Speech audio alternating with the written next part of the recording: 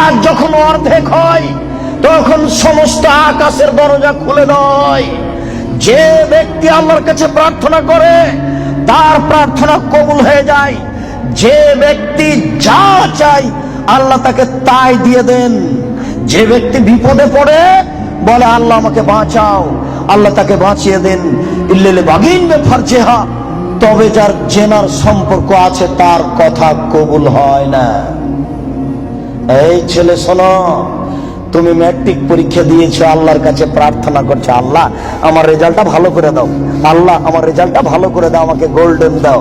আর তোমার মা তাহাজ্জুদ পড়ার পরে চোখের পানি ঝরিয়ে বলছে আল্লাহ আমার ছেলেটাকে একটা ভালো রেজাল্ট দাও, গোল্ডেন দিয়ে দাও আমার ছেলেকে। এইভাবে তোমার মা রাতের অন্ধকারে চোখের পানি অঝর নয়নে ঝরিয়ে কাঁদছে। তুমি যখন থাকো না তখন তোমার মা মোবাইলে প্রেমের গল্প করে। তোমার মা কিয়ামত পর্যন্ত কাঁদলেও তার কথা কবুল হবে না। আমি অনবাদক,